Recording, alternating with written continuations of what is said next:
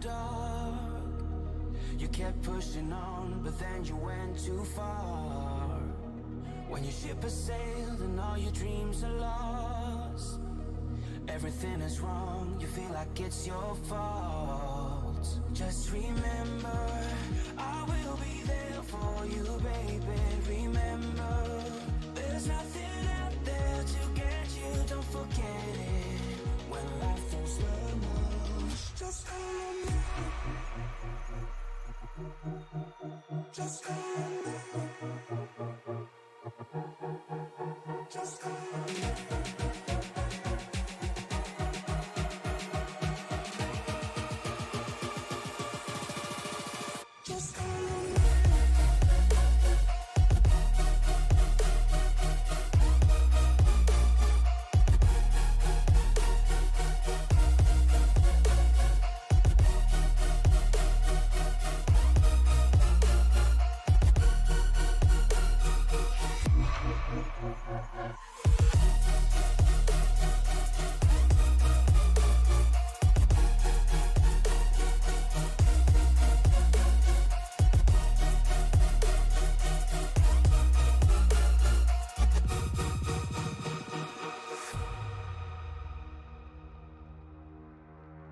You're stronger now than you ever been.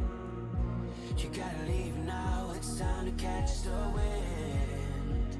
You will climb up high and look through the clouds, and when you're feeling low, I know you'll bounce back. Oh, and just remember, I will be there for you, baby. Remember, there's nothing out there to get you, don't forget it. When life throws lemons, just call me. Just call me. Just call me.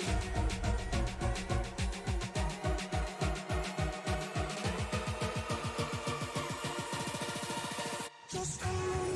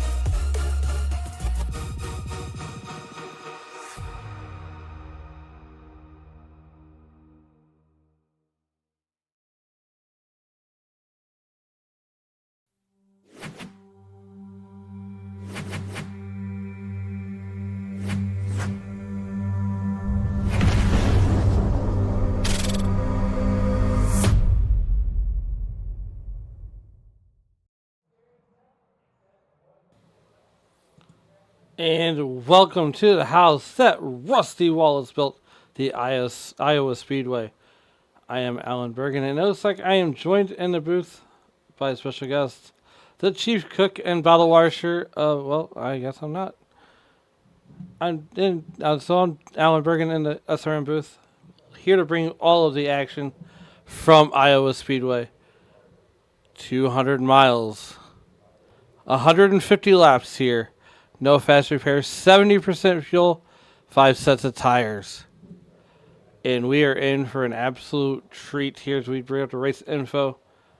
It is a Chamber of Commerce type of day, clear skies, 10-mile-an-hour wind, 66 degrees, and the all-important 79% humidity, and a track temperature of 67.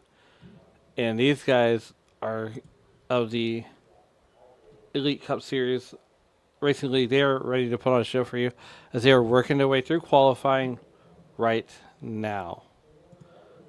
So let's get it on down to the track side where we are going to catch a couple of drivers doing their thing with qualifying.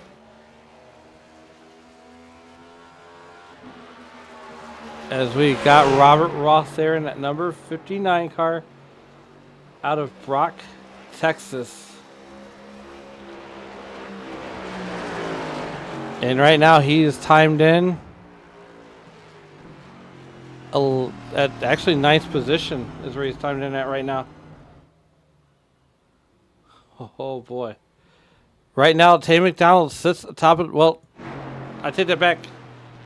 From Susquehanna, Pennsylvania, the 5-time ECR Cup Series champion, the Chief Cook and Bottle Washer, Adam Boughton, sits on the provisional pole right now. As we are getting ready to get qualifying finished up here.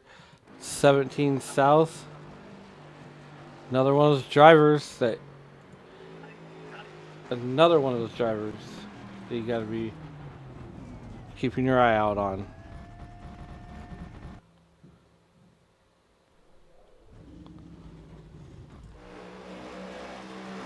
Jeff No from Yadkinville, North Carolina, and at number 22 car is what he scored at, but he's actually in a number 55 Ford Mustang.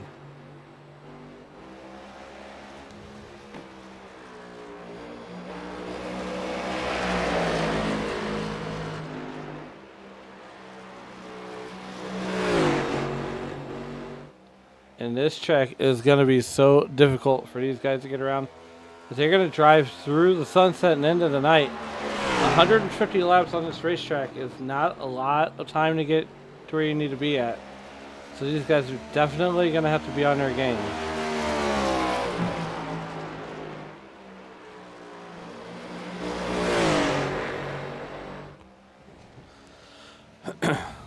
See here, and Jeff No is going to time in at 17th fastest. Alan Holtzman at 24 car. It looks like he has just finished up his qualifying run.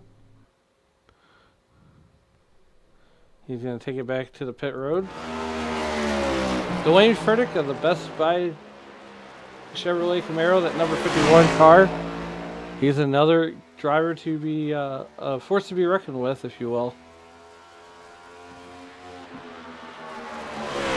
And he's going to time in 13th quick on his first lap.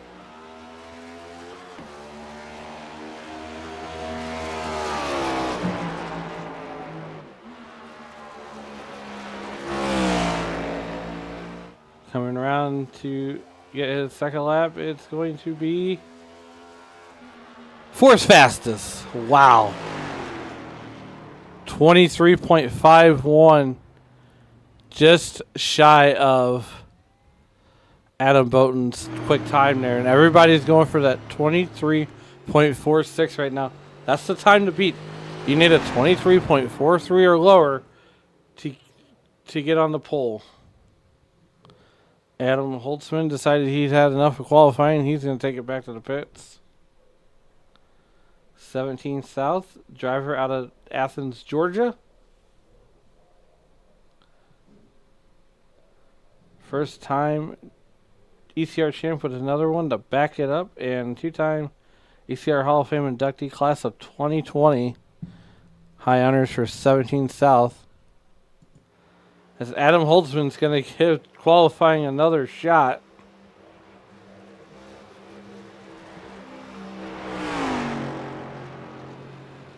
So this is a so Iowa is essentially is one of those tracks that is like a Richmond on steroids, if you will. The best way we can describe it. Rusty Wallace wanted to make a great racetrack, a driver's track, and this is how you come up with Iowa Speedway.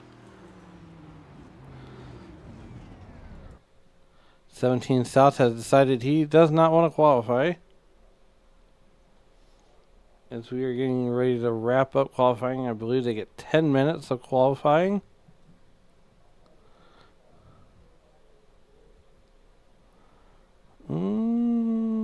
Maybe. So anyway, we got 5 sets of tires. It looks like we got Michael York in the booth. Michael, how's it going? Good, bud. How are you doing? Good. Well, look, I'm glad you joined me in the booth here. It looks like, I don't know if you're taking time tonight, but it is what it is if you do. Well, I got the message that you were going to be by yourself tonight, and typically I'm the race control, unless I choose to race. So I went ahead and told Adam that if needed, I could hop up here and help you out and do race control at the same Hey. time and just hang out with you for a little bit. Hey, look, you're more than welcome to. Look, I don't turn down help, okay? I don't turn No, down I got help. you. I got you. I've helped out other people in the past before, so it's not like it's my first time in here. Well, it's a pleasure to have you here. But, race control, look, I tell this to Anthony, who does race control for other leagues, Racers Elite, outside of this, outside driving duties of this league. And you guys have the thankless job, the most thankless job. I'm sure when they asked you what you wanted to be when you grow up, it wasn't race control for iRacing leagues. I'm sure it was more along the lines of a firefighter or a police officer, but never. Oh yeah, no. It's really just to help them out, man. I've been around ECR for a long time, so I haven't had the greatest season starting out, anyways. And as soon as we lost the race control, I just figured I've done race control in the past. I might as well help out while I can. Really, it's just to help everybody else out. I also co-own Ion Motorsports, so I have a lot of teammates out here. So. No. Looking forward to the race, so it should be a good one. Well, look, we're getting ready to hop down to the grid here, and we're actually going to take a look at the grid. Adam Boughton, the chief cook and bottle washer here at Elite Cup Racing, sits on the pole with that 23.461. Tay McDonald will start to his outside. Kane Lee will start on the inside of row number 2 with Dwayne Furtick on the outside of row number 2. Kent Mueller in the inside of the third row with Tyler Burden on his outside. P7 on the inside of the fourth row. That's going to have one of my favorite drivers in the series, and that's Michael Carter. To his outside in P8 will be Ryan McCall. Aaron Miller will start on the inside of row number 5 with Michael Sheffield. To his outside, Robert Roth. Wow, I'm having a bad time with names tonight. Michael in 12th, has got Pete Walsh. 13th, you got Kyle Diaz, Christopher Roth, Anthony Ludi in that number 12 car. Starting 16th will be Derek Fulton. Marshall Harris will start 17th. 18th will be Jeff No. Alan Holtzman will be starting 19th. 17th South will be starting 20th. Bradley Rivers will be starting 21st. 22nd starter will be Dylan Picklesmeyer. Michael York is up in the booth. I am not racing. He's having an out-of-body experience, is what I call it. I'm doing like 3 things at once right now. And Eric Midget will be starting on shotgun on the field, essentially, in that 23rd position. But nonetheless, Michael, we're in for a treat tonight. These guys are one of the best out there, and I'm ready to get going. 200 laps is the distance, and it's cool to have race control up here as we get 2 laps of parade laps here tonight, because we're gonna get an inside look. We're gonna get to peel the curtain back and see a side of this that we don't hardly ever get to see, and that's you making the calls all night. And, look, you guys are right up there with the airline people. Lost baggage. You guys just catch crap all the time. Well, hopefully this is not a caution-filled race. I think they have all the potential in the world to get this thing done with minimal amount of cautions. I think I was reminded about an hour ago that this race only had might have went caution-free last year. So we'll see what happens. Hopefully they don't put me in sticky situations, but I'm sure somewhere down the line it'll happen. Hey, but, look. Hey. I'm glad you're here. And like I said, we get to peel back the curtain just a little bit. But nonetheless, Adam Boughton, Tay McDonald, your front row, and Michael York in the booth with me tonight. But you know what? We are getting ready to get this party started as Barney has got the green flag in the air. You build it, they will come, and we are going. Ready? 3, 2, 1. Let's dash for corn.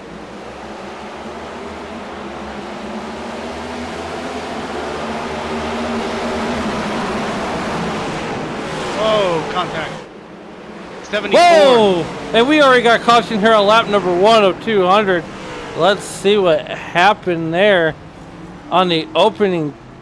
Oh man, the opening corners. We come to green. Michael Sheffield there. That number 1 car overdrives. Ooh, overdrives the corner. It looks like by Pete Walsh, and just a victim of circumstance there. And Michael, you know, this is one of those times where I got a feeling these guys are going to make you earn your paycheck tonight. Yeah. Unfortunately so. Nonetheless, I don't know if I can't remember. There's no fast repair, so whatever damage you take is the damage that you're going to take. And you're going to sit on pit road and get that fixed up. Yeah, I think the 74 is he might be sitting there for a little bit longer than everybody else.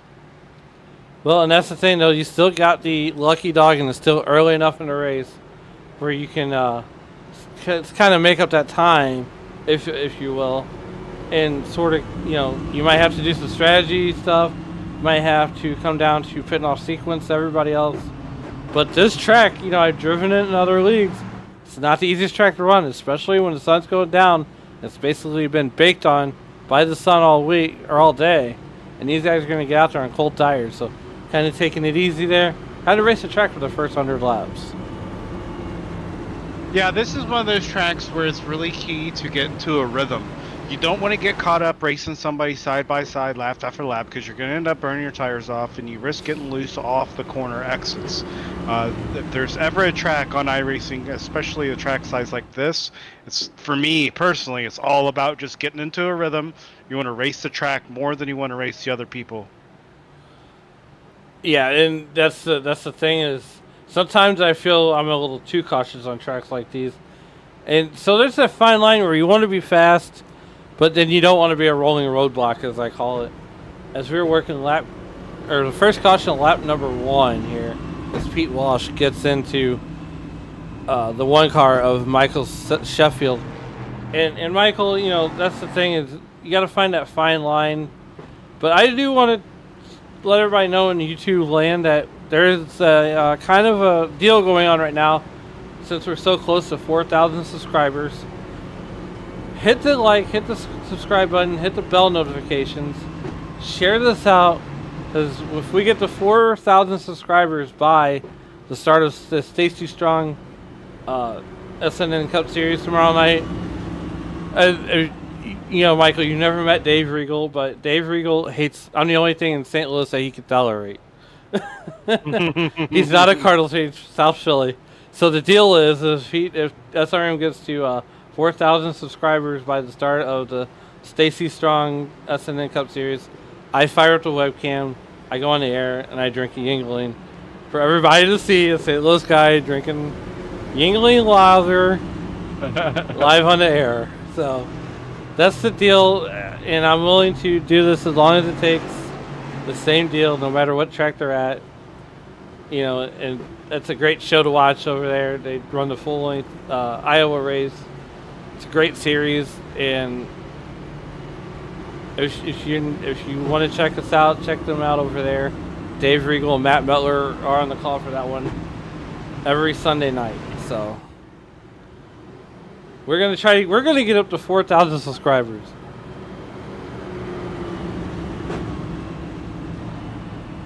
But meanwhile, back at the ranch, we are working lap number 5 of 200 under caution, and it's just a byproduct of cold tires and a warm racetrack, Michael.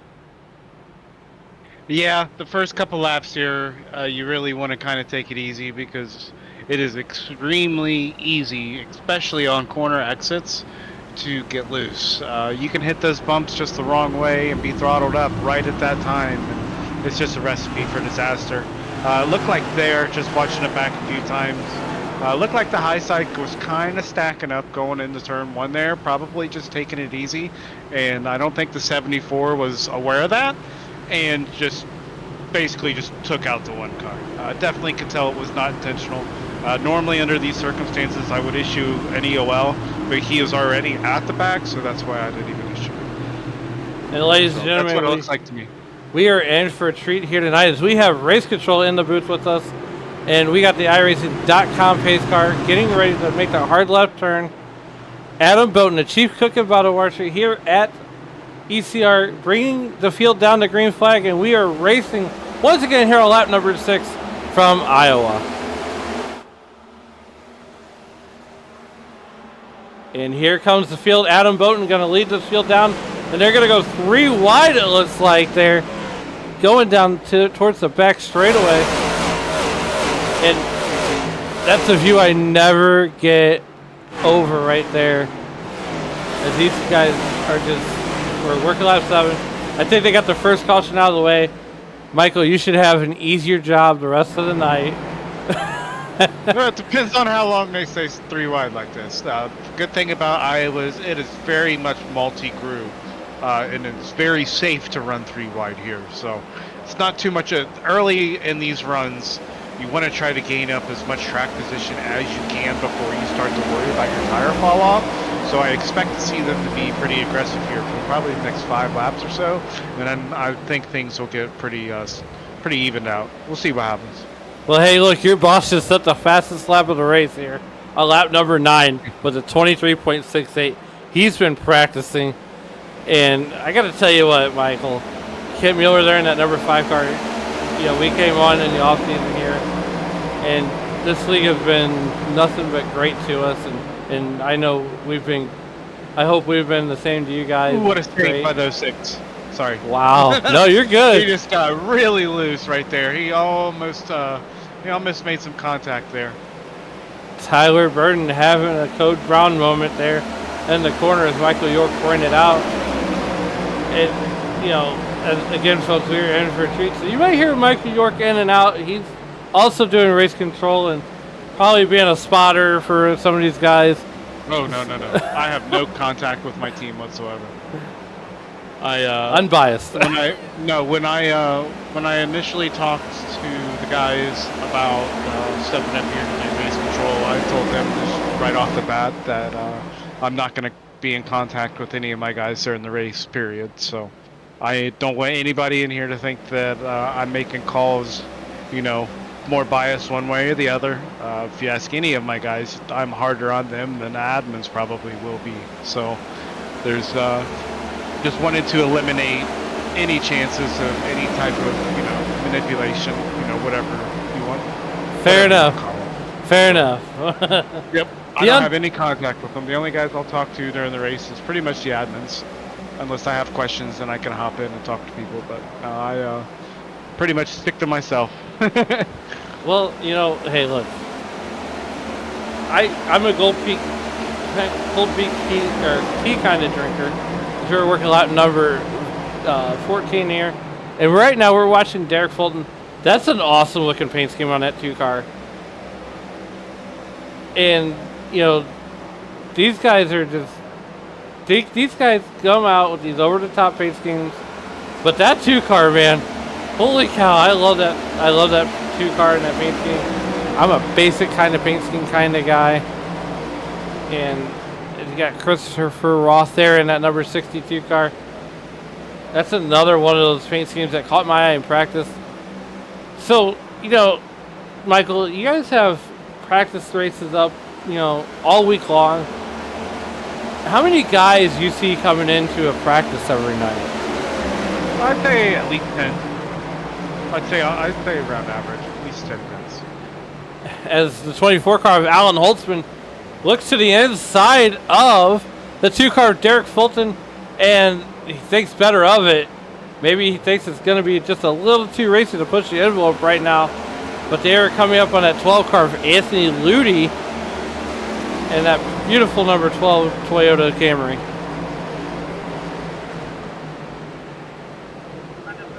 And the other thing too I want to mention too is, sometimes and Michael, I don't know if you've encountered this in this league, but for me personally, I ran a Toyota for several years, never had any luck. Switched to a Chevrolet, and it seemed like my luck has changed.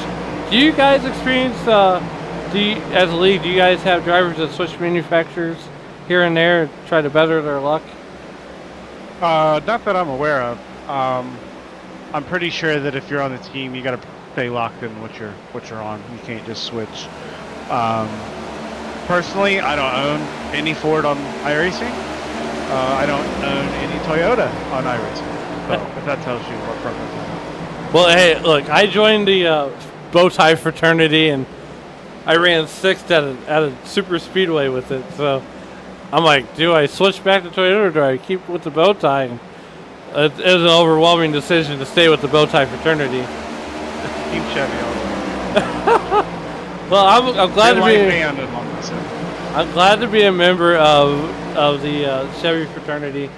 As I tell you what, Tyler Bowden in that number 06 car is chasing down Ryan McCall and looking towards the inside. And like you said, Michael, this racetrack is very, very racy right now.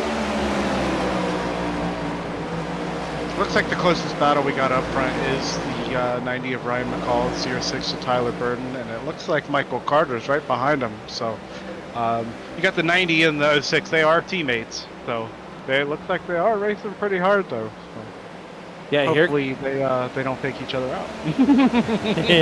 Here comes that number 8 car. He's trying to get in on this battle here. Lap number 8 or 22 of 200 here. I can't believe it's already been lap 22. Holy cow. Yeah.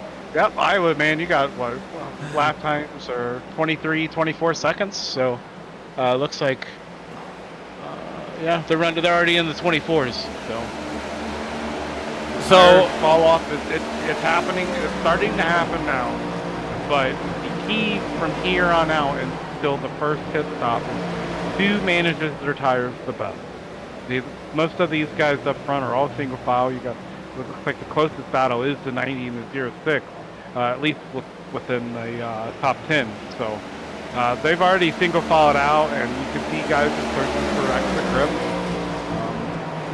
grip. Iowa's so bumpy that you can use that to your advantage, but it can also hurt you at the same time because you don't want to just scrub your speed.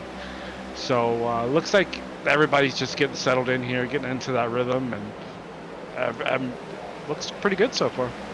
So right now, as you mentioned that, we're going to show everybody the weather right now. And like I said, at the top of the show, we've got a 77-degree tech temperature. There's a clear sky, 49% humidity, and 72-degree ambient temperature. And, you know, Michael, that's what I call a Chamber of Commerce weather type day. You can't get any better than that in the middle of Iowa, in the middle of June, nonetheless, because we all know if you live in the Midwest, humidity is that one number that we all pay attention to. And that's how dense the air is. And, you know, you wouldn't think about it, but humidity affects these race cars. Oh, yeah, for sure. So, I mean, you see it in real life. You know, in real life, it's, what, 95 in Iowa right now? Probably 80? I'm showing 82 on my PC. Yeah, at this very moment, yeah, but I think the highs tomorrow for them are supposed to be in the 90s, if I'm not mistaken. And that is... So then you add the fact that this track is just under a mile to that tomorrow night, or tomorrow afternoon. And those guys are going to be... It's going to be an endurance test. Just like this race here. 20 laps in here, and this is what iRacing has deemed the best battle on the track, as Tyler Burden is still working on Ryan McCall. He's finally going to try to get around him on the inside, and I think Ryan McCall just has a little bit more drive off than Tyler Burden does at this point. Yeah, they've been kind of running the same line for about the last 10 laps, and looks like Ryan's might let him go. I don't know. He's going to have the drive off on the exit here. So yeah, Tyler's just going to have to get to him before basically the center of the corner, because it's pretty hard to pull off a slide job here if the person on the outside is digging pretty hard. But listening to their throttle inputs, I wouldn't. I mean, they're going at it, but they're not overdriving the race cars at the same time. So it's really cool watching. And that's the best kind of battles that you can have. It's the ones where they're not overdriving a race car. As we're watching, I'm going to move that there. As we're watching Tyler Burden from Kokomo, Indiana, nicknamed the Demon. What a cool nickname. And there you have his teammate Ryan McCall right behind him now as he finally took that spot away. And there goes Michael Carter. And Michael, I gotta wonder if Ryan's tires are finally starting to give up. Well, they're definitely transitioning. I don't really know. I can't really speak for him, but Brian, he's more strategic, I would say. So he's not one that's gonna sit there and try to race you hard enough to where you burn your stuff off. So he might be just letting these guys go and gonna settle in behind him. He's gonna, I'm watching. Watching back here. What position? Battle for looks like 13th, 14th, 15th. They're getting real dicey back here. Yeah, since you mentioned that, we're gonna pop out to that camera right there, and that's the beautiful drone shot. We gotta look. I got a drone pilot. I got race control in the booth. I got a drone pilot. If he crashes, it's not my drone. But this is the battle right here. That's that's the 51 car of Dwayne Furtick right there. The 15 car of Brad Rivers and the 12 car of Anthony Ludi. So that is a position 12th, 13th, 11th, and then you can even come back to this little group right here. That's Christopher Roth, Aaron Miller, and Alan Holtzman. They're all battling for that 14th position. So there's a lot of great battles going on right now from essentially all over the racetrack. And that's what this league is known for. You guys this is a very clean, safe league to be in. And, Michael, I don't know if you guys are recruiting, but if you are, how did they get a hold of you guys? They want to join. Well, right now we're halfway through the season, so anybody who joins now, they're not even playoff eligible for the rulebook. So I guess the best way would probably be to reach out on Twitter or through you guys to get us in contact on Discord, the ECR Discord, or Perfect. They could reach out to me personally on Twitter. But don't ask me what my Twitter handle is. I'm not a Twitter kind of guy. I didn't know Elon Musk bought Twitter. That's how out of the loop I am on Twitter. That's okay. It's not the same anymore. Hey, did you know? Go ahead. Did you know that Infield Tractor Tires got his own Twitter handle? I did not. It does. Right now, we're looking at Kent Mueller here, who is in a distant 7th position, and he's got Robert Roth and Kyle Diaz giving chase, and that's a pretty neat battle there. And Kyle Diaz, man, I tell you what, at the start of the season, I was a huge Kyle Diaz fan. But one name I don't see in the scoring pylon tonight, and that is Travis Gilbert, the driver of that 22 car. Yeah, there's a couple guys here not here tonight that would be very capable of winning this race. So kind of sucks to not see them out there because they're two really fast, competitive drivers. And if we remember in the beginning of the year, Travis Gilbert served a lengthy probation, and I think he even took a couple weeks off for an interview that he did. But nonetheless, that's water under the bridge now. And Travis Gilbert's one of those guys that says, "I don't need qualifying. I just come to the back." Sometimes it can be more fun that way, man. You just put yourself in, choosing to come from the back. That's just asking for trouble. Well, if you have the speed to qualify in the front row or the top 5 every week, I don't know why you'd want to mess around and be at the back of the pack. Because you just take a look around, just race here, racing in Iowa, things are a lot more sketchy in the back than they are up front. So currently, as of this race right now, Wayne Turner of the number 30 car has one race left on his suspension, right? Or probation. He did get suspended. So he got sent on vacation. Yeah, involuntary vacation. Okay. But I'm sure he'll be back next week. Hopefully. Look, I don't doubt it,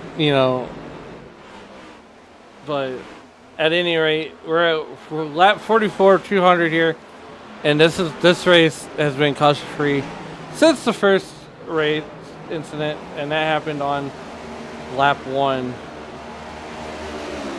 And ever since then, it's been mean and green. It's been all Adam Bowden, the chief cook and bottle washer, as he is. Yeah, but I will say that looks like Tay just ran a tenth faster that last lap, and the gap is within a second. So I think I won't be surprised to see Tay right up on Adam's bumper, probably within the next 6 laps, if he keeps up this pace. See right there. Oh, there's the eyeball test. I love the eyeball test. Right now, it looks like the 38 of Eric Midget has won the race to the beer stand, as I call it. And, Michael, I call it the race to the beer stand. It's funny because it's just something that came up with, right? If you're the first one out of the race, you're going to race to the beer stand. To go drown your sorrows and what could have been. Yeah, you might be able to hang around like Ricky Stenhouse did at North Wilkesboro and get in some action when everybody gets off the track, too. Get a couple beers in you and see how you feel.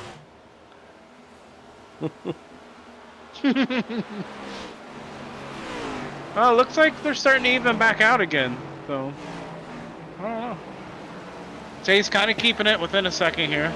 I'm not exactly sure how far the pit run is, but we're on lap 48. So I wouldn't be surprised these guys are on pit road within the next probably 10 laps. I don't know. I'm not 100% sure, but so here's the pit strategy right here.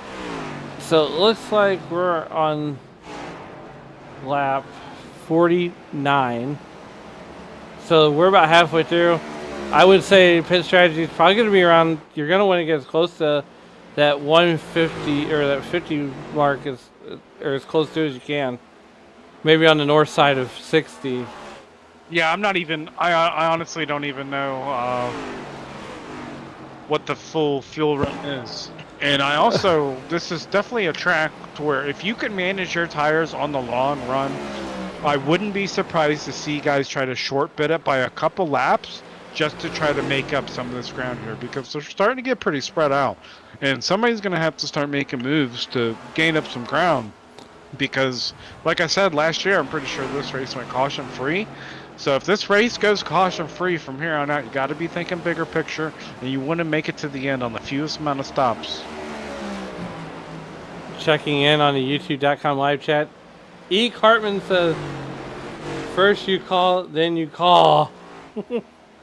And then he says, crash it for the drone. And then he said, Elon Musk is the GOAT. I don't know if you saw this, Michael. I watched the Joe Rogan podcast as we're watching Aaron Bowden get run down by Chase McDonald. And he had Elon Musk on this podcast. And he said, I can shoot a bow and arrow at your Cybertruck. And he goes, you'll never penetrate it. They shot the bow and arrow. And, well, the rest is history. But at some point, lap traffic here, as we are actually seeing it right here, Adam Bowden is coming up on Pete Walsh, who will go essentially a number of laps down. He'll go 2 laps down now as Pete will wisely move out of the way of Adam Bowden and not try to tie him up any more than he has to. This is definitely where things can get interesting because how patient can you be knowing that it could go green for a pretty long time? And you're probably within your pit window. And you that's, can't afford to lose much time. And that's the other thing too, is who's gonna blink first? Who's gonna come down pit road? Who's gonna say, you know what? Let's go down pit road, get Ford fuel goods on it, and some go fast, and do this all over again. As we're working lap 55, we're halfway to 100 laps, and this is, the 100 lap mark will be the halfway point in this 200 lap affair. And once again, ladies and gentlemen, we have race controller extraordinaire Michael York up in the booth with us tonight, doing two jobs, doing double duty, hanging out with yours truly, Mr. Alan Bergen, just south of the St. Louis Arch here in the Tony Trapasso Memorial Studio. And Michael York broke down the race control window and said, "I'm gonna hang out with little Al over here next door." I'm just kidding. I beat on the window and said, "Come hang out with me." No, I don't mind it. Gives me a chance to do new things, and I'm always down to try new things. So, never know. Well, hey, anytime that we're up here and you want to come hang out with Liam and Emily or Liam and myself, you're always more than welcome. I appreciate it. It's always an open invitation. Just bring your goofiness with you, and you'll be all right. Yeah.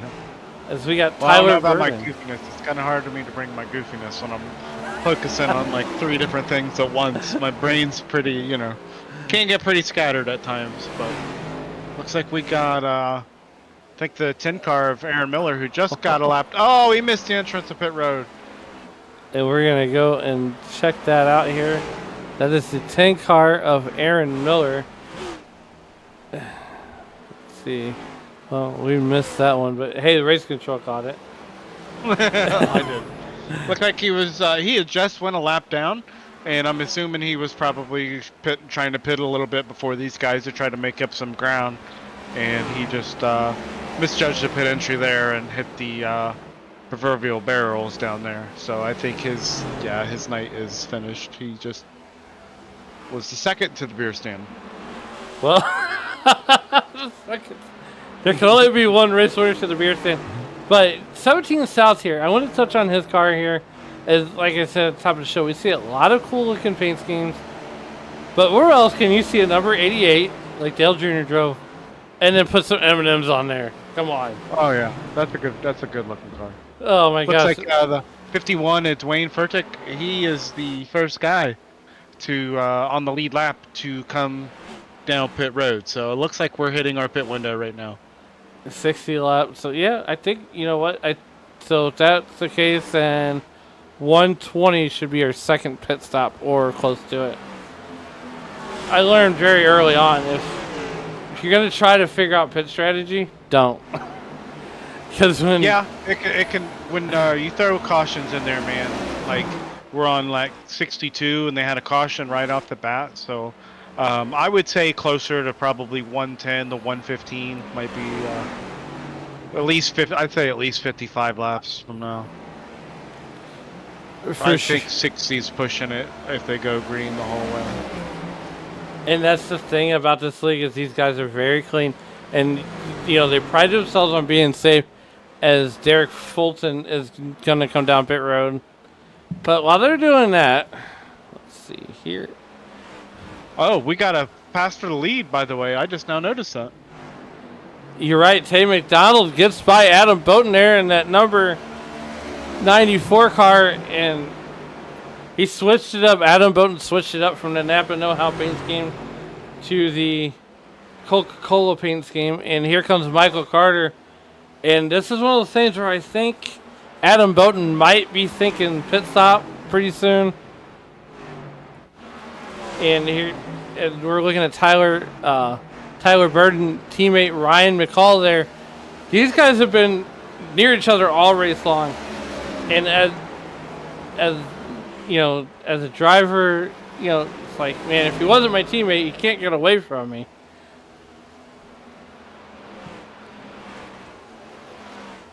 And the closest competition here is Dylan Picklesmeyer there. The number 9 car paying homage to Chase Elliott. So we got Kane Lee back here with battling Kyle Diaz in that number 26 Domino's car. And here comes Brad Rivers up 12 spots in that U.S. Army car. Man, I tell you what, those U.S. Army cars that Rivers is driving just absolutely just, you know, first of all, you don't see very many guys running military-themed paint schemes out there anymore. I mean, unless it's Memorial Day weekend. But yeah, that's a special scheme for him. You know, and it's very personal. I think he is actually a service member or a retired service member. His dad was. His dad was. Okay, I knew there was some kind of connection there. But nonetheless, what a cool way to honor his dad with that paint scheme, and we thank Brad Rivers' father for his service for sure, and we thank everybody that is an armed forces member for their service, night in and night out here on SRM. Working lap 69 though. Michael Carter is getting ready to challenge Tay McDonald for the lead. Adam Bowden is going to slow down and come in and make his pit stop here on lap 70. Yep, Tyler just followed him. Kyle's coming in as well. Man, Tate's coming this lap. So here's your pit window right here. Things could get real interesting. See if anybody can manage to make up some time. So as you say that too, here comes the leaders: Tay McDonald, Michael Carter. That's going to cycle Ryan McCall to the lead in that rapid fire pizza machine. And I tell you what, I say that to say this. We don't have rapid fire pizza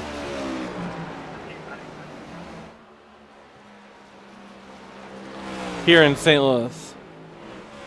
We do not have, we don't have rapid fire pizza here in St. Louis. But I tell you what, who has rapid fire pizza though. Dayton, Ohio has rapid fire pizza. And they've had rapid fire pizza in Dayton, Ohio since 2015. And the idea was to make delicious, fast, and affordable pizza. And Michael, I don't know about you, they're in 25 cities across the country where customers love the fresh taste, the speed, and the ability to create their own perfect pizza with over 35 different toppings. You can't even get 35 different toppings at Domino's. No, you can't. So go to www.rapidfirepizza.com for a location near you, and that's www.rapidfirepizza.com. And I get the vibe that they're a Subway sort of company for their Subway sort of pizza company. Working lap 74, Ryan McCall out to the lead. Here comes Dylan Picklesmeyer running in second position, trying to run down Ryan McCall here on lap number 75. See, now this is what I was talking about with guys trying to make up time, and this is where strategies are definitely coming out different because Ryan has not pitted yet. Looks like we got 6 guys who have yet to pit. Well, here comes Ryan now. So he went a little bit longer than everybody else. So he's, I think he's going to lose some ground here to start out the beginning of his next run. But we'll see how much he's able to make up with it between the next fuel run and the end of the race, for that matter. So maybe he can come out on the right end of the strategy. Everybody looks to be on the same strategy except for these 6 guys, and Ryan was the highest one up there. So we'll see how it plays out. So now that Ryan has went to the pits, Dylan Picklesmeyer is going to cycle to the lead with Kane Lee and Kent Mueller running until 17 South. He's running for Jeff No. So when these 5 guys go down pit road, it's going to circle Adam Bowden back to the lead here within the next couple laps. But the question is did he come in under that first caution? Which I don't believe he did. so it's showing Dylan probably did, yes. Kane Lee and Kent Mueller didn't. 17 South did, and so did Jeff No. So those drivers did come down with that first caution. But yeah, second place Kane Lee, he's getting ready to come in now. There he goes. And Dylan is probably going to be, I wouldn't be surprised if he's got another lap or two. See if he lets these guys get by him before he pits, because they're coming down lap themselves right now. Here comes Adam Bowden. He's going to start trying to unlap himself. Kane Lee or Dylan Picklesmeyer are going to jump out of the way. And here comes Sam McDonald, and he's going to bring Michael Carter with him. And Tyler Burton, I believe, is not too far behind him. But they're waiting on these guys to go in for their pit services. Yeah, I wouldn't be surprised if Dylan comes now, because these guys are already past him back on the lead lap. So I feel like he's going to be losing more time here the longer that he stretches this out. Here comes 17 South. He's up to that third position right now. But Adam Bowden there, right? He's in fifth position. He's got Tim McDonald right on his bumper. And I tell you what, though, if Adam keeps running like this, he's going to make it a long night for a lot of these drivers.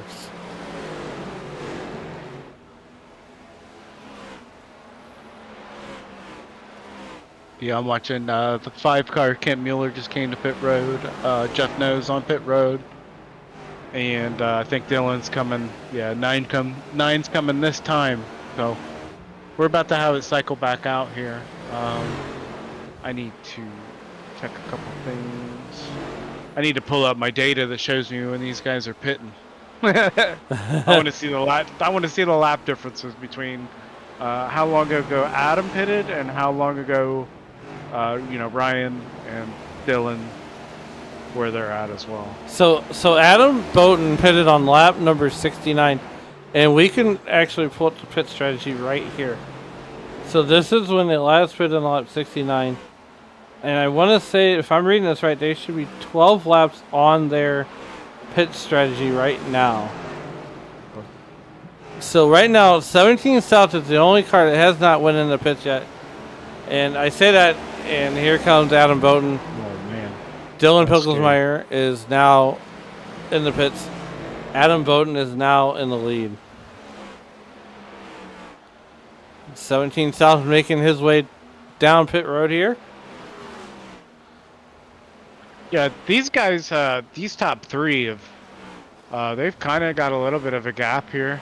Tyler is definitely within range. I was talking about Ryan McCall earlier. He stayed out longer than everybody else. And I'm waiting for these guys to come back around here, but it looks like he is 9 seconds back, and he's about three or 4 seconds back from the guys that he was with before this pit cycle. So that just shows you he's lost about 3 seconds there. And we'll see if he's able to gain it back during this cycle.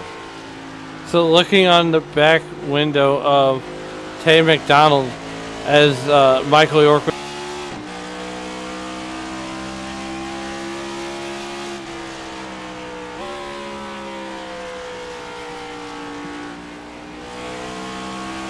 You can almost see that gap is cleared up significantly.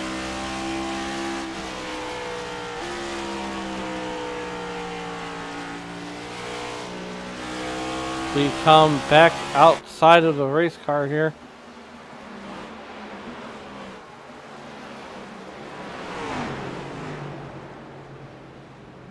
Lap 88 of 200 in the books here.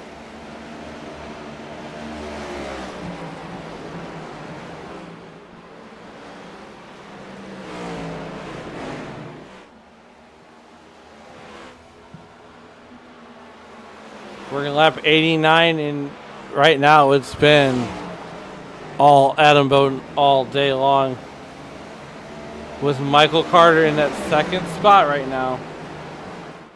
We want to thank everybody. Great run by Mike. Mike is having a great run. He's having a stellar run. And, this is the second Iowa race I've gotten a call today. And the first one was just as entertaining as this one here. We're working lap number 90. We're almost to halfway. Already, that's crazy.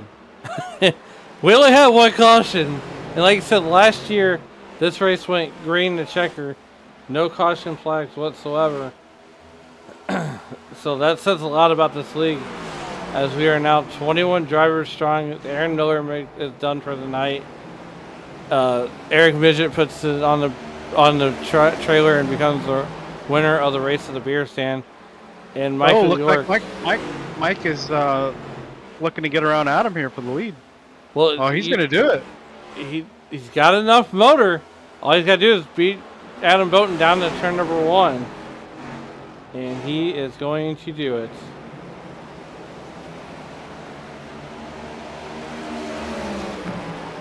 Wow. With ease, Michael Carter takes the lead from Adam Bowden. No trouble at all. Good for him, man. Good for him. You know, Michael Carter, one of those guys, I think this track kind of suits his driving style.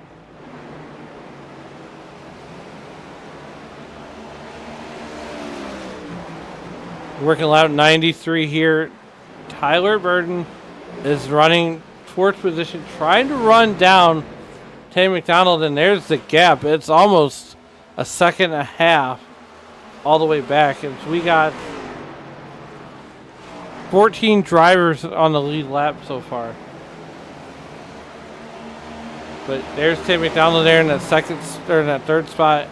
Adam Bowden lost the lead a couple of laps ago to Michael Carter, and it's been all Michael Carter all the rest of the way there.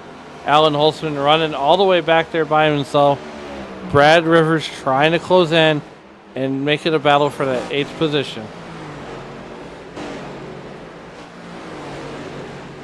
Yeah, I've been watching the gaps here in the intervals. The top, about the top 4 guys are running almost identical lap times. So they're all within a tenth of each other. So nobody's really making up a lot of ground right now. Looks like Ryan has made up some of his ground, and he is not too far. He's only 2.5 back from Kyle. So looks like Kane Lee, he's one of the quickest guys on the track.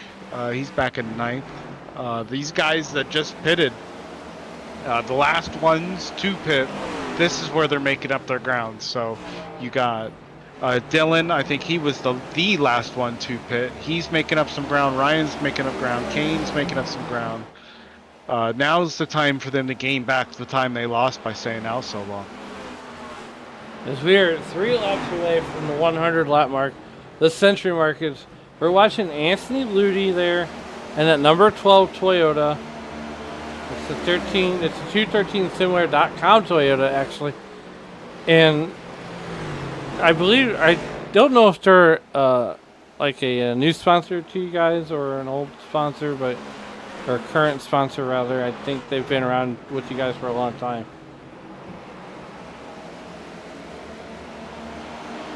Who's that? I'm sorry. That's 213similar.com. Yeah, I think they've been with us at least for a year now. Anthony, great guy. Great guy.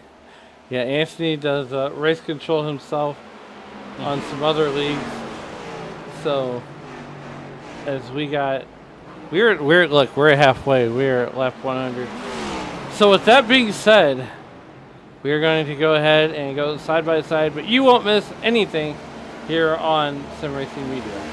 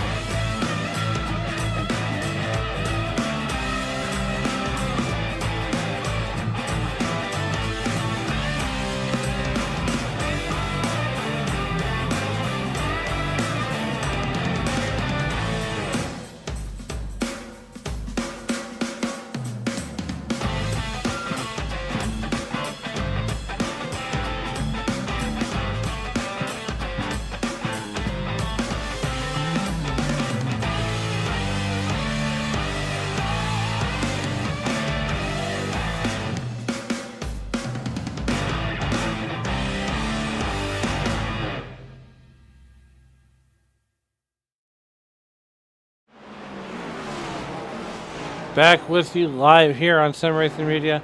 I am Alan Bergen, joined with a special guest tonight, Michael York. Normally does race control for the league.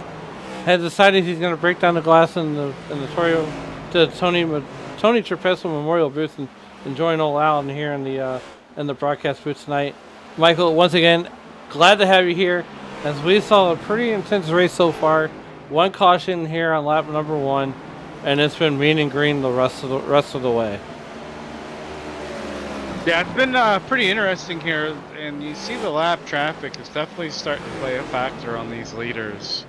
I think Michael Carter just gave up the lead to the 29 at Tay McDonald. It looked like he probably got a little bit of dirty air, and next thing you know, the 29 just went right on by him. So a little bit too close to a guy fighting to stay on the lead lap, which sometimes you got to do what you got to do. So looked like they were just running the same line. It looked like he got a little bit loose. So it looks like they're closing back in now. Looks like Ryan McCall has made it back up into the top 5. He just by looking at the lap times here, he is running. He's the fastest of the top 7, 8 looks like. So he's definitely making up some ground. So it's definitely an interesting strategy that he decided to play. 90 laps to go here in this 200. We'll make that 89 laps to go here in this 200 lap race. 200 miles here in Iowa. We're dashing for corn. I know. We're dashing for corn. And, you know, it's been mostly Adam Bowden, Michael Carter, and Tay McDonald the whole race here. And like you said, lap traffic is starting to become a factor as they are closing in on 17 South there. And at number 88, M&M's Chevrolet. And here, as we go high above the drone, you just gotta hope if you're a lap car that, you know, communicate with the guys around you and ask them where they want you to be, you know, because everybody's fighting for something out there, you know. So drivers like 17 South, they're fighting to stay on the lead lap or not go any more laps down.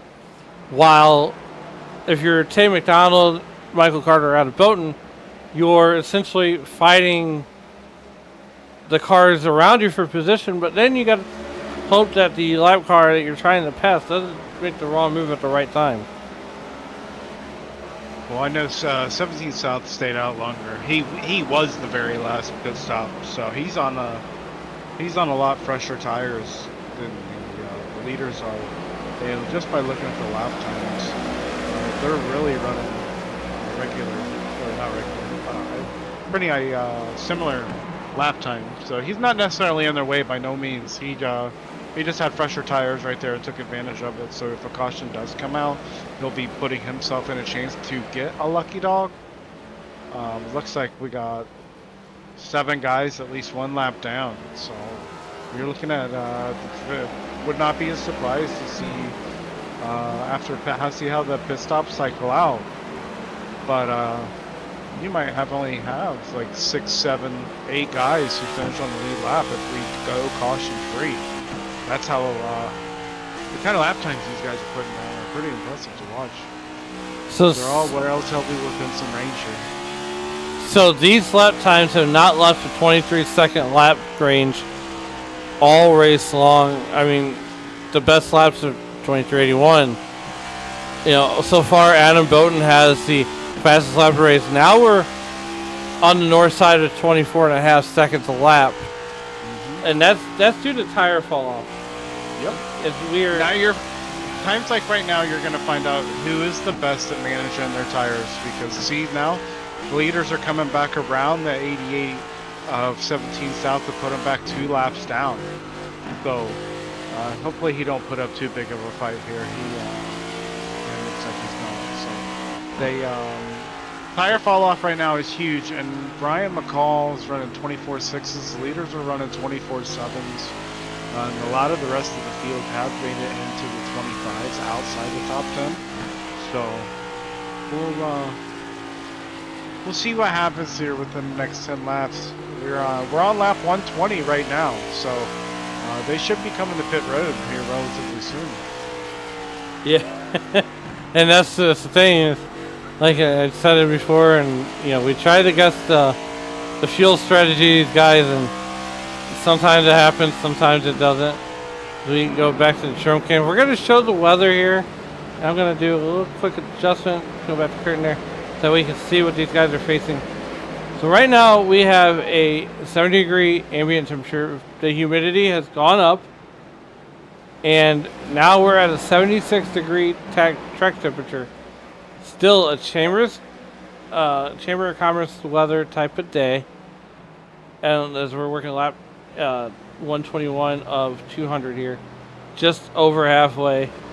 70 degrees at night, and that humidity, that's the number that I'm watching, and I wish we had the capabilities of drawing a circle around that. As I would be drawing a circle around that and highlighting it for everybody to see, because this is, look, the humidity in the Midwest, you get June, July, August, and it is brutal.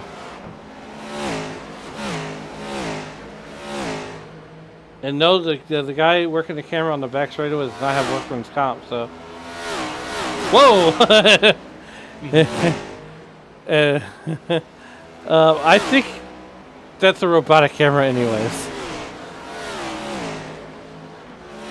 But well, it looks like the 2-car of Derek Fulton is the first one to come in for his second green flag pit stop. He was already a lap down, so he's probably going to go 3 laps down until things cycle back around. Yeah, there's the left side, and he is down the way for fresh feel goods, and he says adios to the pit crew. Tay McDonald there takes over the race lead, and I do know. Looks like Dylan pitted 42 laps ago. Yes. Kent was 43 laps ago. Those guys are going to be staying out a little bit longer than everybody else, and I'm pretty sure we'll see what the exact fuel run is here without interruptions, but it might be close to see if they can make this. Could be the final pit stop. I'm not exactly sure on that, so don't quote me on that until I get some official numbers of what the actual fuel window is, but this could be, this could be the money stop right here.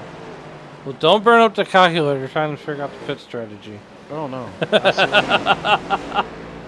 I am not Larry Mack.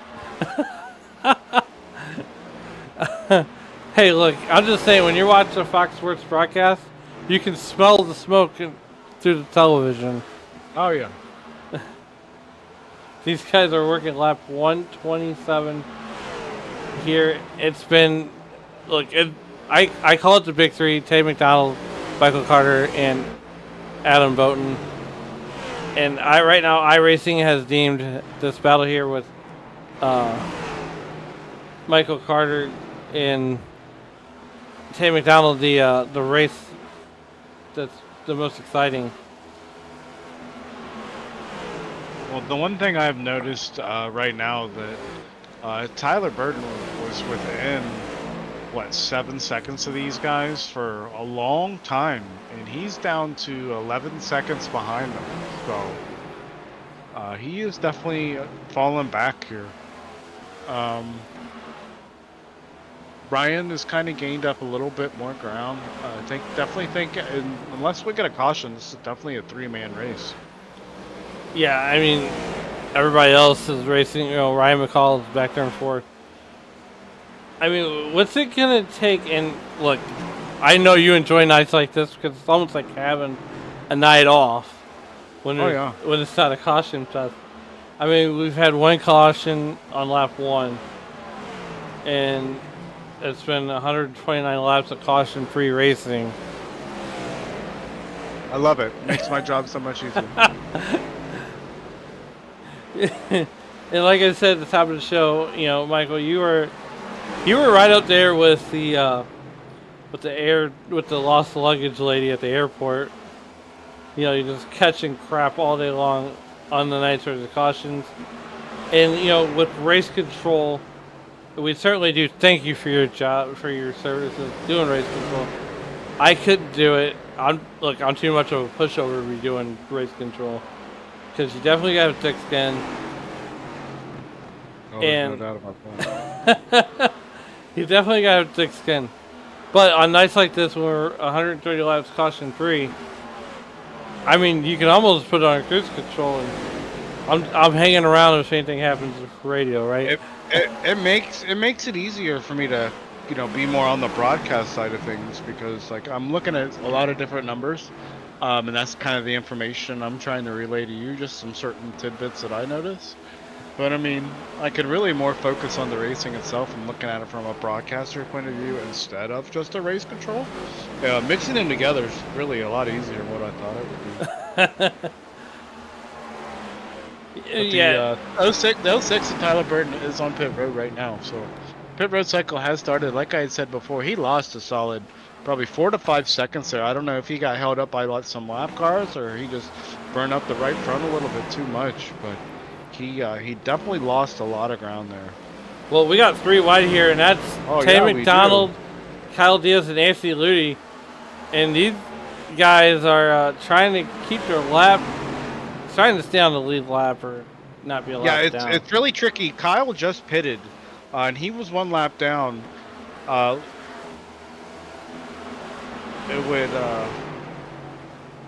Sorry, I was just listening to some race chatter there. Kyle's on fresh tires, and these guys are not. So, and they're coming up on a lap car. So you got the leader, lap car, fresh tires, all mixed into one. It can be a very tricky situation. You see the 2 cars. So he came in. He was the first one to come in, and he struggled really hard to get through those back cars right there. But Kyle, he got the right gap that he needed to be able to get through those guys. I mean, this track's wide enough. There's a difference between racing, a little bit too aggressively, and you can race 3 wide here, and it shouldn't really be a problem. No, 3 wide racing, and that's what Rusty Wallace wanted when he designed Iowa Speedways. He wanted a racer's track.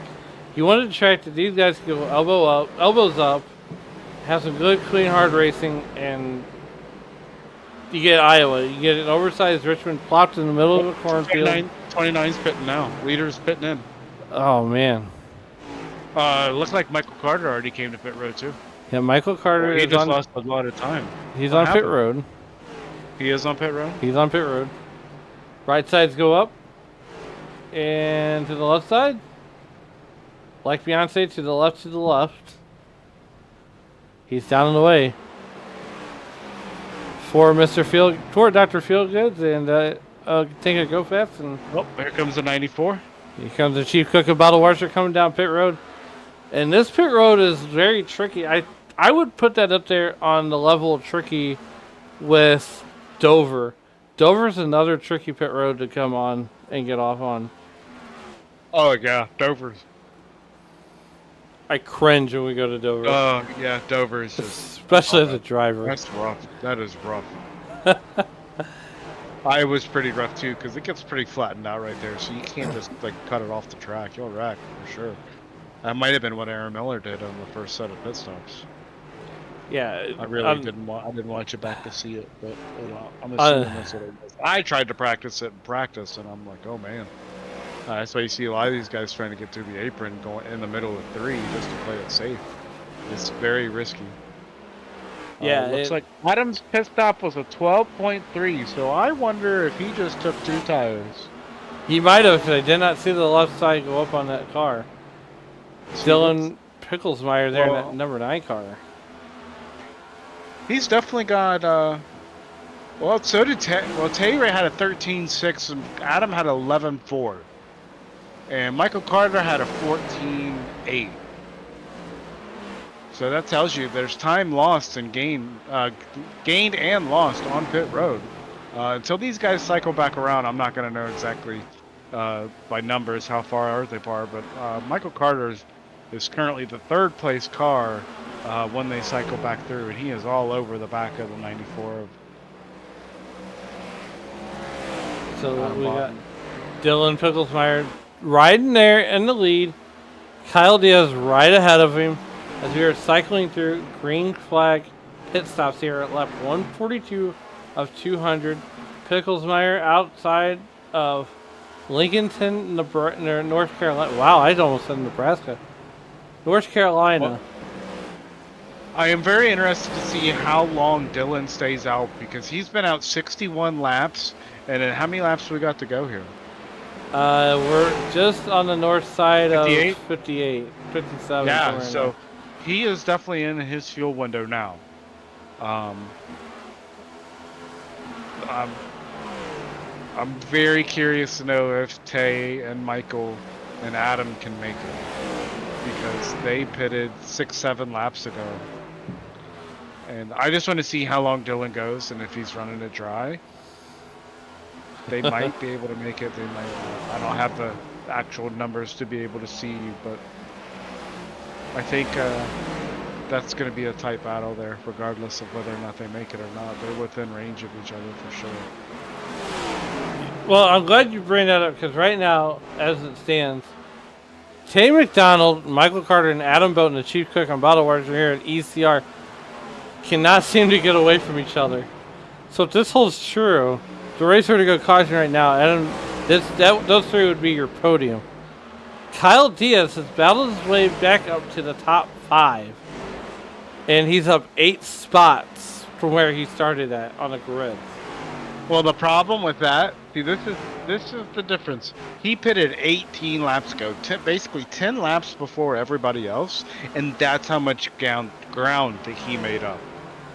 In 10 laps, he went from being barely a top 10 car to top 5 that quickly. And it's not going to work in his favor in the next probably 10 to 15 laps. You're going to see him probably fall back a couple spots.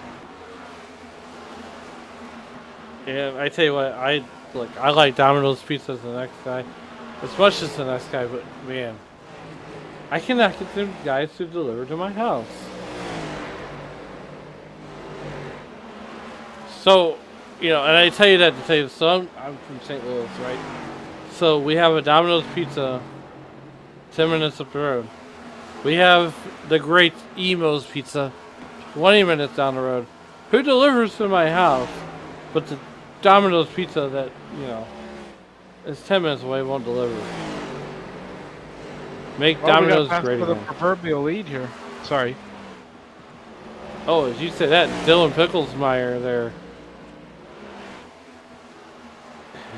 Taking over the race lead. He has, but Michael Carter has passed Adam Boughton and now Tay McDonald. So he is currently in the driver's seat with about 50 laps to go here. So yes, we're about to find out who's figured out how to save their tires the best and run the correct pace to be there at the end.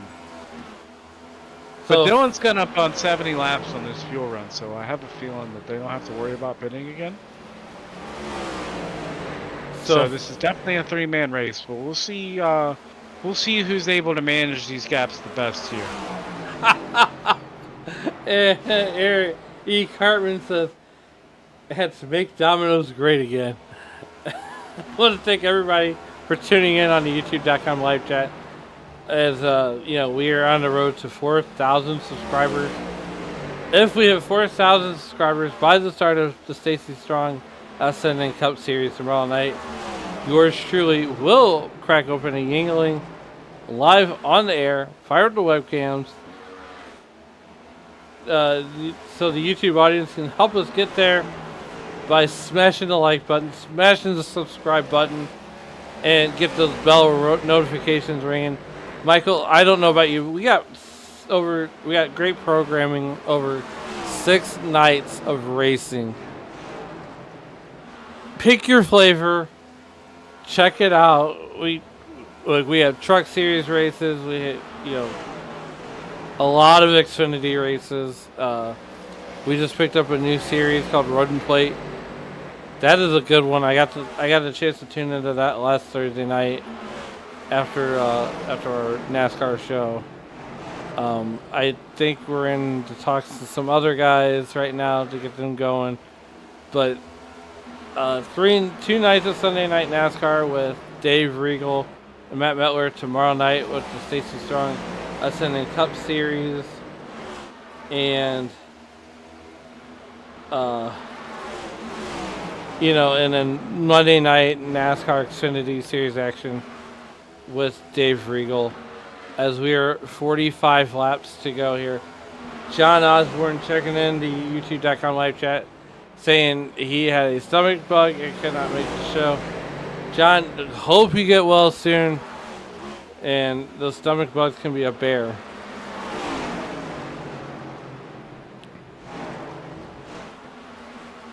Yeah, along with John was the other driver that I was referring to that wasn't here tonight. He's definitely had a not such a great weekend. Looks like Dylan here is pitting, but John, if he would have raced tonight, definitely would have had a shot. To win this race, as well as Travis Gilbert. So it sucks to see John and Travis both not here tonight. Yeah, we're coming up with 43 to go here. Lap 157 of 200. Once again, we want to thank Michael York, race controller for the ECR Elite Cup Series. Take time out and come hang out with yours truly in the booth. E. Cartman says, RKO the like button.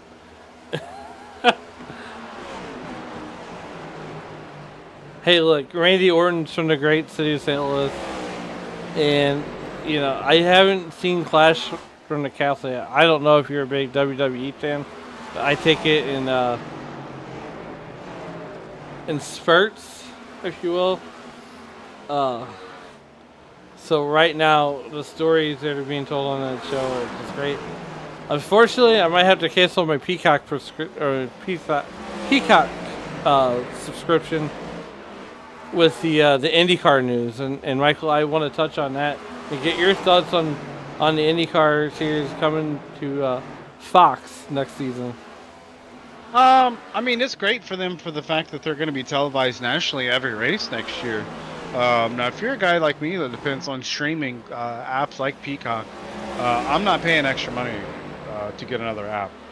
So it's really unfortunate to see that they're going to be away from NBC and Peacock because I live in Indiana and I watched every Indy 500 practice this year, all the qualifying, all because of Peacock. It was not on It was not like on local TV. No national broadcast coverage until, I think the tail end of the day one of qualifying and the tail end of day two.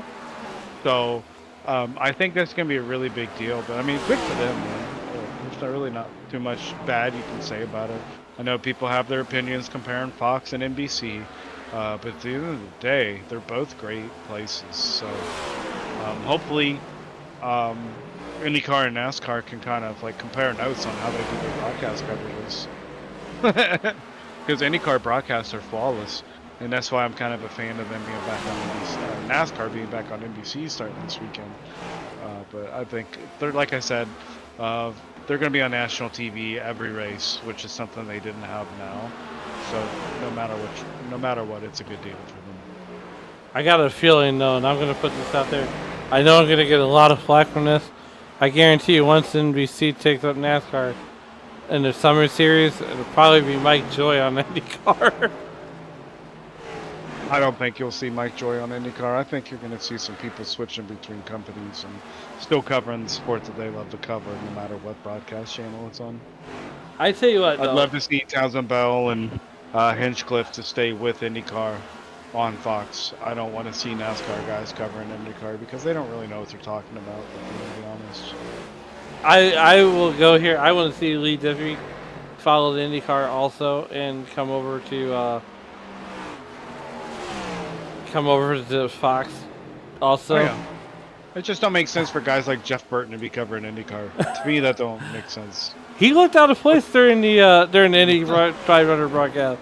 People hate on Danica all the time, but she's won an IndyCar race. She was a great racer at Indianapolis.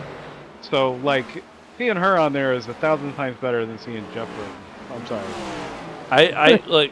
I got a feeling though, once IndyCar comes to Fox, it'll be like Daytona back before the Clash, where you got to see Are you all watching of this the. battle right now? I'm sorry. I am watching These guys this are one. going at it. I hope you got this. I'm not watching the broadcast or anything because I got all these different things up on my screen. Oh, I'm definitely watching it. Wow, here we go.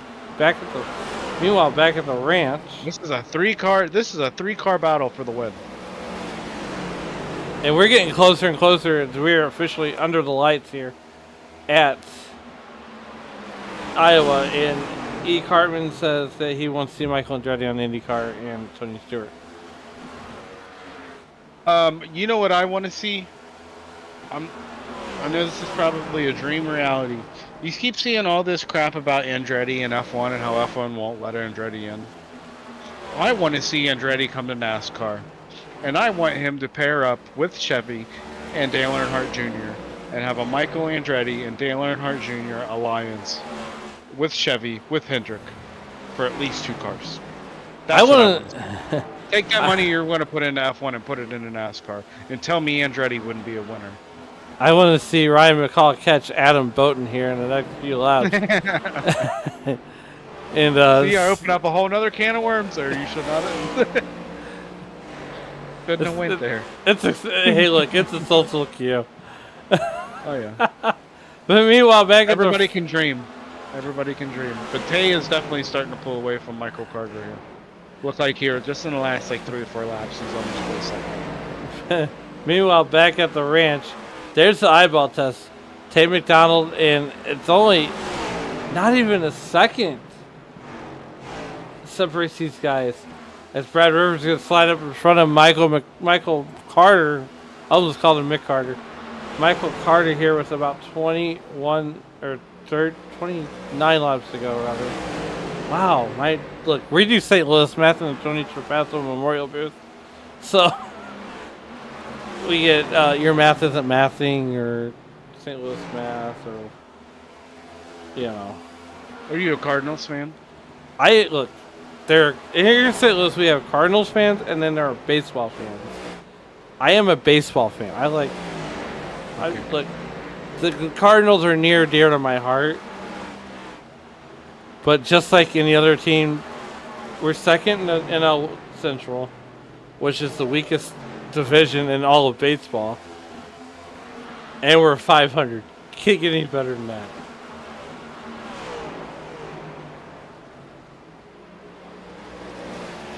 As Michael Carter is trying to get one spot better here, chasing down Tay McDonald, and I gotta say that the sands of the hourglass are starting to run out for Michael Carter and Adam Bowden, and even Ryan McCall there in the 4th position. Tay is definitely one of the fastest cars on the track right now. He's running, last lap of a 24.4. Michael ran a 24.6. Adam ran a 24.7. And everybody else behind them are running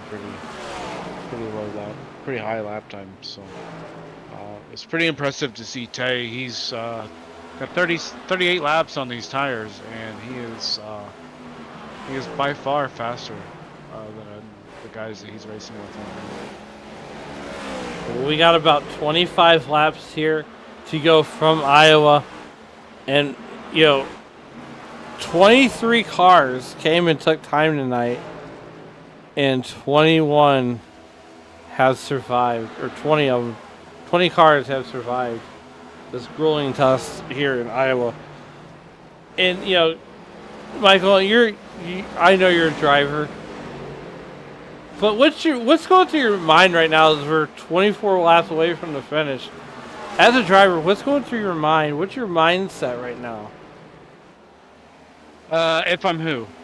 If you're wearing a driving hat right now, so and you're trying to get to the end, you got a good lead. Let's put yourself in the shoes of Tay McDonald. You got a lead going on. Lap cars are becoming a factor. You got to work your way around the lap cars. What's going through your mind as we're in the closing laps of this race? You really just got to stay focused. Like I said earlier, this is the rhythm track. Once you get in your rhythm, nothing can really throw you off your game. So the key right now for him is to stay consistent, because this race is not over. And you don't want to be pushing too hard to burn off your tires to give these guys a chance to beat you. So mainly the main thing he's got to worry about is maintaining that gap between first and second place, and make sure that he doesn't, get too close to these guys he's trying to put a lap down. But I don't think right now. I think he's definitely in the driver's seat. He is still pulling away from second and third. So I'd say it's his race to lose. I don't want to give him no kind of curse or nothing like that. But I know he's mixing it up with these lap cars, but it's definitely his race to lose. He's just got to worry about taking care of his car and don't burn off his tires, and he's got it in the bag. Yeah, I could agree with you more, and this is where some drivers lose sight of that, and essentially as we're going to go on board with Michael Carter out of Jacksonville, Alabama, there in that number 8 Chevrolet, and he's been out there, right there alongside of Tay McDonald all race long, and he's about almost 2 seconds back. Yeah, I would not be surprised to see this stay, 1, 2, 3 in the position that they're in. They could be saving a little bit more tire. I'm not sure, but Adam just ran a 25.2 and Tay ran a 24.6. He's still running 24.6s. It's crazy to me because nobody else is running those. He's got 45 laps on his tires. Ryan McCall's got 41, and he's at 27.4 or 24.7. I'm sorry.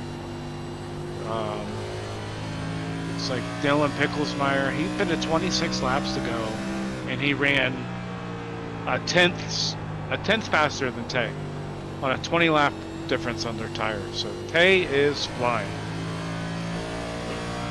Tay is flying indeed. As we're looking on the onboard cam of 5-time ECR Cup Series champion Adam Bowden, and also the chief cook and bottle washer here at ECR, with 17 laps left in the race here. Right now it's Tay McDonald from Cruston, Iowa, and if Tay can pull this win off, if he can pull this off tonight and win this race, how big would that be to win in your home state? Oh, I didn't even know he was from here. Is he from here? Cruston, Iowa, born and raised. Oh, yeah, I did not know that. Oh, yeah, winning at your hometown track, that's always huge. That's a lot of extra motivation, too. He probably put more laps in at this racetrack than anybody else, just because it's his hometown track. That's a thing. That is a real thing, I promise you. Yeah, and that's the thing, too, is, some of the leagues that I actually race in, when we go to Worldwide Technology Raceway, it's like, okay, I'm going to step up the game here because it's essentially a home track. Or, on the dirt side, when we come to Federated Auto Parts Raceway at I-55, that is really a home track. I grew up at that racetrack pretty much my whole childhood. And, it's just something about going to your home track in your home state. It's almost like a homecoming, if you will. Here's Adam Bowden working his way around that 91 car, who's essentially a lap down. And he is really closed in on Michael Carter. Michael, we're going to have ourselves a battle here brewing. Oh, yeah, I definitely think Michael and Adam are going to battle it out here for the podium. Within the podium, I should say. I think that... I think everything's probably going to stay steady here. And hopefully these guys will have a good battle. Well, Michael York goes up high and gives that position to Adam Bowden, who is the bossman here at ECR. And that's really kind of weird that Michael Carter did that. Well, like he might have burned his stuff off trying to, when he was up there racing for the lead earlier in the run.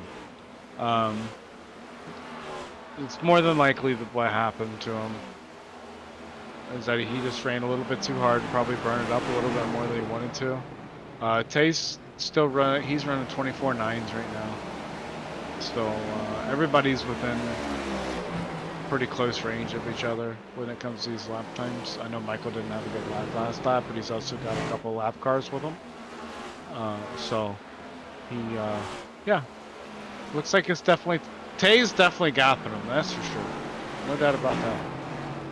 Well, Tay has checked out and on the field, and right now the race is essentially for second place here with 10 laps to go. As we're going to see what iRacing deems the best battle on the grid right now, and that is Michael Carter coming up to the field, trying to work his way around. So we got that 91 contact car. between the looks like the 51 and the 59 just made contact. So this race might not be over. Not by a long shot. Not by a long shot at all. Here's Ryan Ross and Dwayne Furtick. I'm really horrible with names tonight. Dwayne Furtick and Robert Ross there battling it out here in that 59 car and the 51 car respectively there. And this is a battle for 13th. And Ryan McCall is going to go around that 59 car. The 59 car. Just to put it in perspective, there are only 7 cars on the lead lap right now. That's it. And he is not far off from getting to, looks like 6 and 7. They're right in front of him. So that should show you the kind of pace that Tay's been running this race. He definitely been probably the class of the field tonight. And, you know, as we got 6 laps to go, half a dozen laps left in the race. Been racing for a little over an hour and 23 minutes. We started the race here, I want to say, so it's 9:43 Central Standard Time. And we've been going at this race for an hour and 24 minutes. 5 laps to go, 5 flanges in the air for Tay McDonald as they come off of turn 2. And, you know, for Adam Bowden, I don't think he's going to catch Tay McDonald, let alone pass him, especially with almost a 4.5 second lead. I'd say not. But unless he turns the NOS on and pulls the Ross Chastain. But that still might not be enough. Not at this point. I don't think it's going to be enough, as Adam Bowden is all the way back there in that second position, and if the race were to go caution, if the race were to end here 4 laps to go, I do believe we have a green-white checker in the back pocket should a caution come out, as Tay McDonald comes to get 3 to go. I don't think we're going to get one. I think this race is all Tay. All Tay every day. Yeah, there you go. There's the new slogan. Well, look, I made He is not on my team. So. Hey, look, I made a Beyonce reference. I'm low key on Team Tay Tay, and Tay McDonald. Popsicle sticks in the air as they come down the back straightaway into the 3-4 complex. Coming to get the white flag is Tay McDonald. Popsicle sticks go in the air, or come down. White flag goes up. We are racing back to checkered.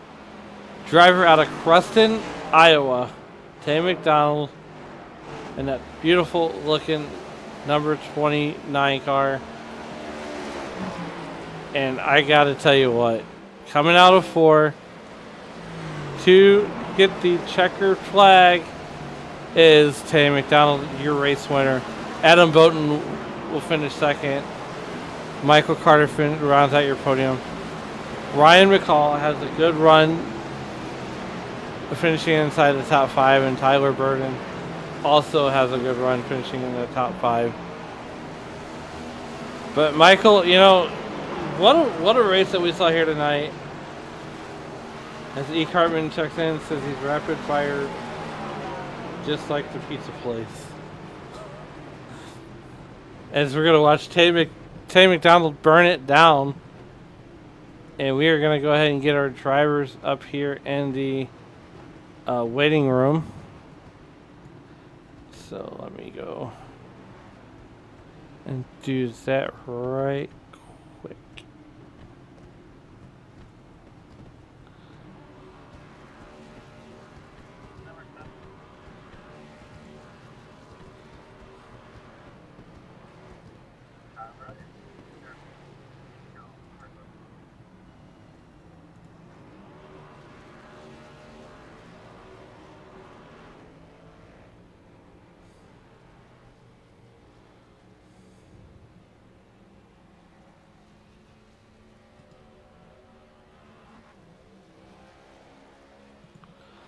And we are now joined in the booth by your race winner, Tay McDonald.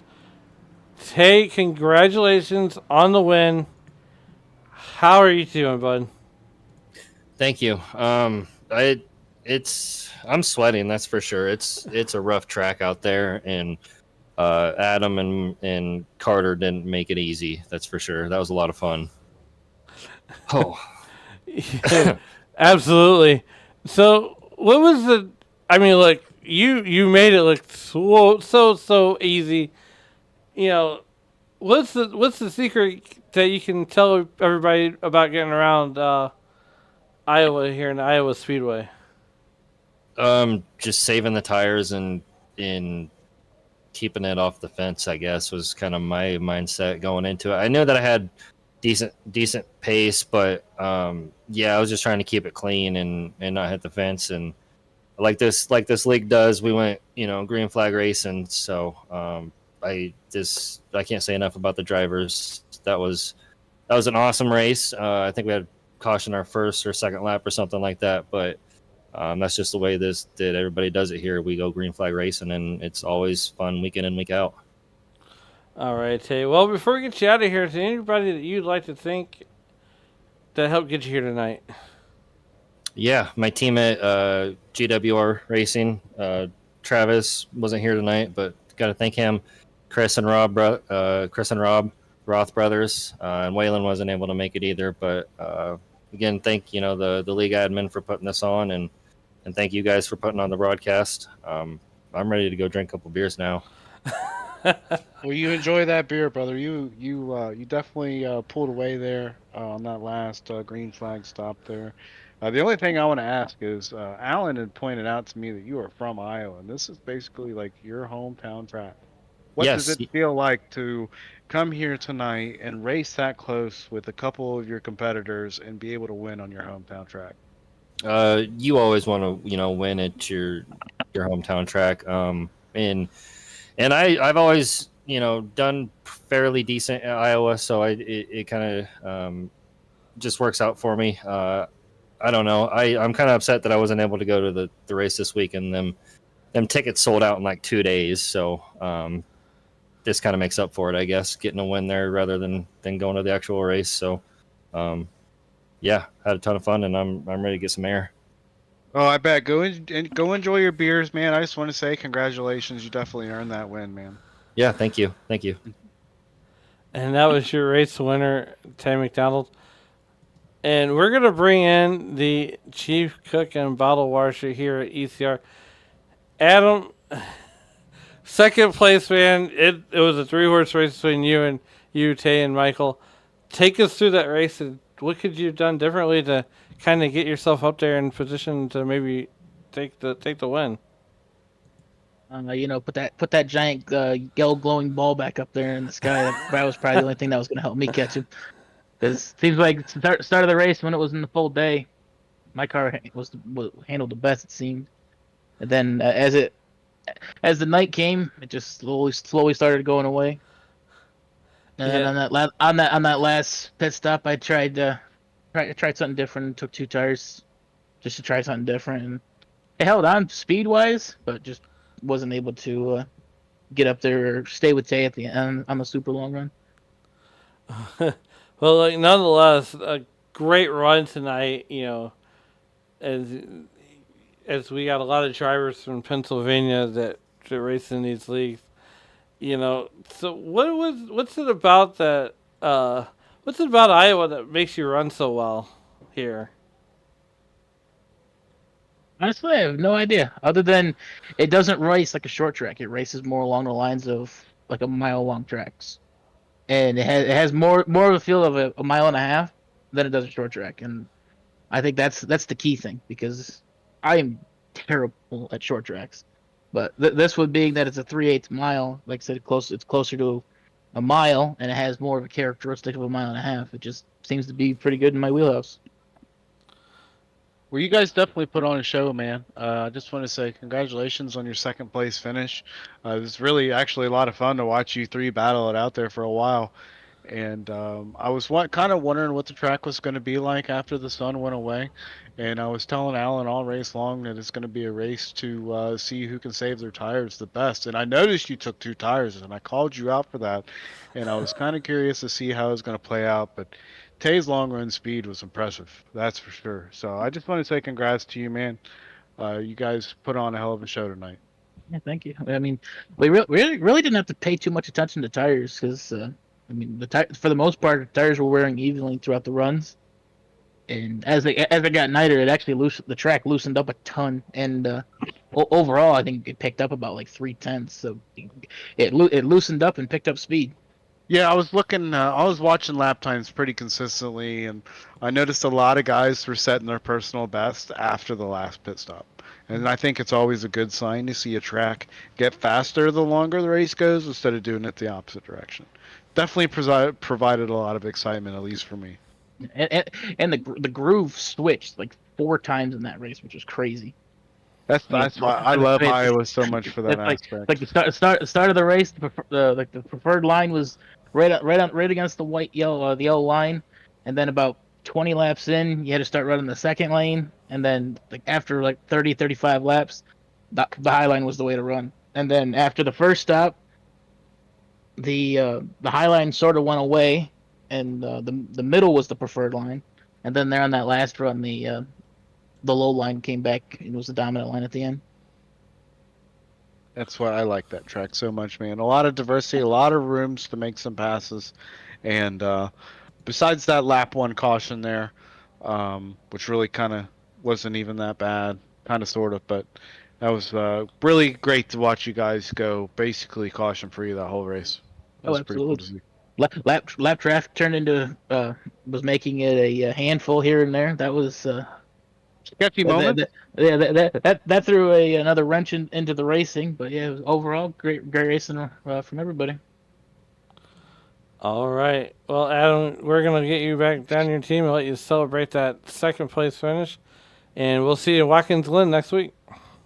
Yes, sir. Top Mike, well, I think I hit the wrong button. But nonetheless, we're going to go ahead and bring Michael Carter in there in the booth. Michael, third place, Jacksonville, Alabama own Michael Carter. And Michael, take us through that run as the thing went essentially green to checker after a lap one caution. Yeah, that car was lightning fast. First couple runs there, just that last between. If yeah, you for will. whatever reason. Yeah, for whatever reason, we always have pretty clean races at Iowa. Well, not quite what you'd expect, I don't think. Well, I want to tell you, man. I was ecstatic that you were up there basically racing for a win all night. I was pulling for you the whole way. Those guys have won their races. I thought it was your chance to get yours in there. Yeah, Definitely. Adam just spoke up and he was talking about how it definitely got looser the longer the race went on, and the speeds also picked up at the same time. right. So I could definitely tell. And he took 2 tires, which that's kind of surprised me the most.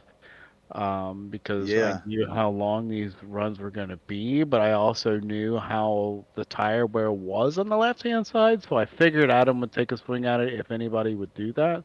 Right. But yeah, I just wanted to say, bro, watching you up there battling out with those guys, I was more than happy for you. I was pulling for you the whole way. And I appreciate it. It's great to see you have a really great run. This is, my opinion, of all the races that I've either been a part of or watched. This is probably the best race of the season for you so far. Oh, Is there any tracks coming up on the schedule here in the future that you're really excited for to be able to hopefully go out there and get a win? I don't know. Just trying to work on it each week, really. Watkins Glen will not be one of them, but Absolutely not. yeah, the ones where either the super speedways or these type races here, where you're a little bit more out of the throttle, I tend to race a little quicker. Seems like. Yeah, for sure, for sure. But I just wanted to say congrats on your podium, bro. Is there anybody you want to give, some shout outs to or thank anybody for tonight? No, absolutely. Shout out to all my team there at Revolution Motorsports, all those guys, ECR, of course, just everybody with the league. Enjoy it.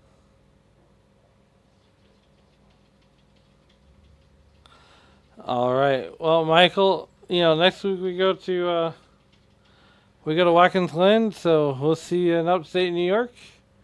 And have a good rest of your night and have a good week. All right, y'all too. Appreciate it. That was Michael Carter there, and that number 8 car. And Michael, I once again I do appreciate you being up in the Tony Trapasso Memorial booth with me tonight. And look, you got a thankless job. But before we get out of here, we are going to go over the race results here. As Tay McDonald comes away victorious here, bringing Adam Bowden across the line. Also in second place, rounding out your podium, is Michael Carter. Finishing fourth is Ryan McCullen at Rapid Fire Pizza number 90. Tyler Burden brings it home, rounding out your top 5. One lap, five cars on the lead lap. 6. Yep, Brad barely stayed on the lead lap there. Yeah, 6 cars stayed on the lead lap. Like I said, those leaders, man, they were putting down some ferocious pace. Just want to give a quick shout out here. Alan Holtzman, he came home in 8th tonight. Dylan Picklesmeyer, Dill Pickle, came in at 9th. Keen Lee came in at 10th. So respectable top 10s for those guys too. Along with Brad Rivers, who got 6th, and Kyle Diaz was 7th, which those guys are my teammates. But no, just shout out to everybody tonight, man. That was a great race to watch. Michael Sheffield brings it home in the 11th position. Anthony Ludi brings it home 13th. Robert Roth brings it home 13th.